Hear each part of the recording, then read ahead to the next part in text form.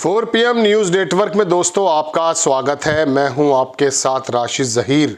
दुनिया में क्या कुछ चल रहा है, अगर आपकी दिलचस्पी है, और हमारे देश में क्या क्या चंडू खाने की खबरें गर्दिश कर रही हैं, सरकार किस प्रकार से बिल ला करके आपस के वैमनस्य को, आपस की मोहब्बत चारे को ख़त्म करने पर तुली हुई है, कुछ मिनट आप अगर दें तो मैं आपके सामने रखना चाहूँगा।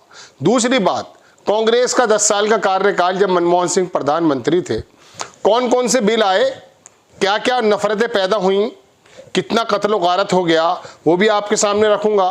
और मोदी जी जब से 11 साल होने जा रहे हैं लगभग, शानदार बिल लेकर आए, कितनी मोहब्बतें बढ़ गई, कितना देश तरक्की पर चला गया, ये भी 2-3 मिनट में आपके सामने रखने की कोशिश कर रहा हूँ। और आप अंदाज़ा कर लीजिएगा कि दुनिया में जब इस वक्त कौतूहल बना हुआ है, अमेरिका के एक ही शेयर बाजार से $2.5 ट्रिलियन खत्म हो गया एक ही झटके में, ऐसे समय में आप और हम इस बात पर चर्चा कर रहे हैं कि साहब वक्फ बिल से मुल्लों के पेच टाइट हुए या नहीं। दोस्तों, बात यह है कि मनमोहन सिंह के कार्यकाल में, कांग्रेस के कार्यकाल में जब फूड सिक्योरिटी एक्ट आया, उससे फ़ायदा हुआ नुकसान, नफरतें बढ़ी या मोहब्बत, ये तो आप अंदाज़ा करेंगे। मनरेगा जब आया कांग्रेस के समय में, तो मोदी जी ने बताया गड्ढा खोदने की स्कीम, और जब कोरोना आया तो पूरी दुनिया ने देखा कि 60,000 करोड़ रुपए का जिसका आवंटन था, उसको 90,000 करोड़ रुपया इसी मोदी सरकार को करना पड़ गया। क्योंकि गांव का आदमी 365 दिन में, साल में अगर 100 दिन कारोबार मिल जाता है, कारोबार मतलब रोजगार, गड्ढा खोदने की मजदूरी मिल जाती है, तो कम से कम ये गारंटी तो है उसके रोजगार की। इसको गड्ढा खोदने वाली स्कीम बता करके जब आपको ही बढ़ाना पड़ रहा है उसका फंड, तो पता चल जाता कि मनरेगा क्या चीज़ है। दूसरी बात, RTI क्या ज़बरदस्त टूल था, बड़े बड़े मंत्रालय हिल जाया करते थे, उसको किस प्रकार से कमज़ोर कर दिया वो बात की बात है, लेकिन लेकर कौन आया?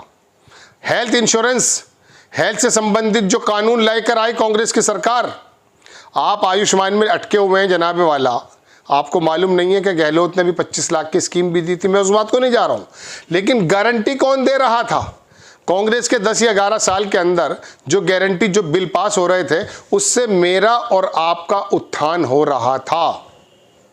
इतनी सारी स्कीमें गिना सकता हूं, खाद्य सुरक्षा हो या कोई दूसरी, लेकिन मैं आपको सिर्फ इसी 11 साल के कार्यकाल में लेकर आना चाहता हूं। RTI को किस प्रकार से कमजोर किया बाद में बात करेंगे, लेकिन वक्फ बोर्ड के साथ 370 है, मुस्लिम महिलाओं का 3 तलाक, 370, कौन कौन से बिल आपके पिटारे में हैं।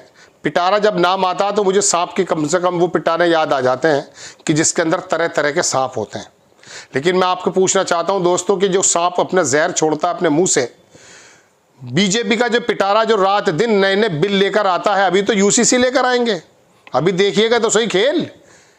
जब वॉल स्ट्रीट जर्नल तबाह हुआ पड़ा है, ट्रंप ने पूरी दुनिया को तरम भरम करके रख दिया है, हमारे और ऊपर आपके ऊपर 36 या 34 या 26% का टैरिफ लगा दिया गया है। जब हमारी कंपनी इस चक्कर में है कि हम जाएं तो कहां जाएं, तब आप वक्फ बिल लेकर आते हैं। ट्रंप के टैरिफ पर बात कर लो ना भगवान, 2 मिनट। अगर कलेजा तुम्हारे अर्थशास्त्रियों के अंदर है, जिनके दिमाग के अंदर गोबर भर दिया गया कुछ सालों में, उनसे बात तो करो कि आखिरकार हमारा जो उद्योग है वो कहां पे पलायन करेगा। अब हमें कहां का छोड़ा है आपने? चीन के लाल लाल आंख की बात करते तो चीन तो जना कहां से कहां पहुंच गया जनाब। चीन ने तो कोरिया के साथ और जापान के साथ अपना मुत्तहद एक प्रोग्राम बना लिया टैरिफ की लड़ाई का, और 34% अमेरिका पे भी थोप दिया उसने पलटे में। आप क्या कर सकते हैं? आप कहेंगे साहब नहीं, मैं आपके जहाज खरीद लूंगा, मैं आपकी मिसाइल खरीद लूंगा साहब, मैं हार्ले डेविडसन पे पैसे घटा रहा हूं साहब, मैं टेस्ला में भट, अरे अरे अरे अरे अरे अरे अरे। और ये वाली बात आपको ना बता करके पूरा देश उलझा हुआ वक्फ बोर्ड बिल में। मंदिरों की जमीनें बताने लगूं क्या?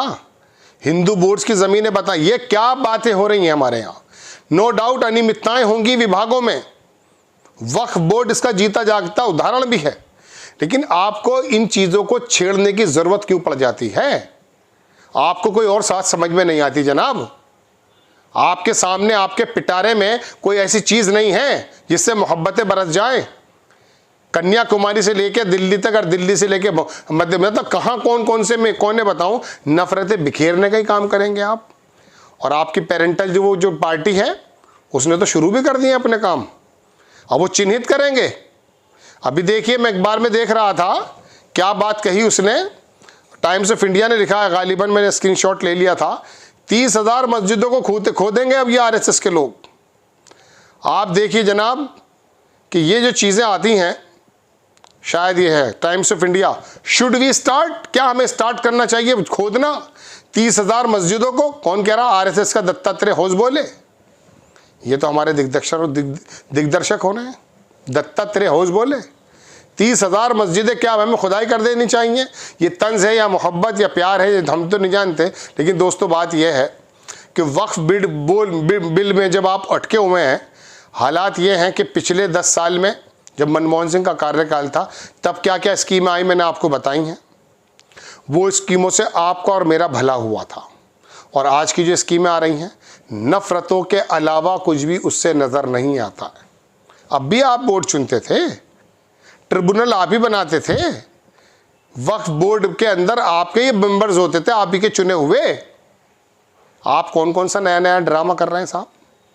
मस्जिदों में भेज देते हैं पैगाम मोदी, सौगाते मोदी, और आकर के काम न दूसरे करते हैं। इससे क्या हासिल हो रहा है? नफ़रतों के अलावा कुछ बढ़ रहा है?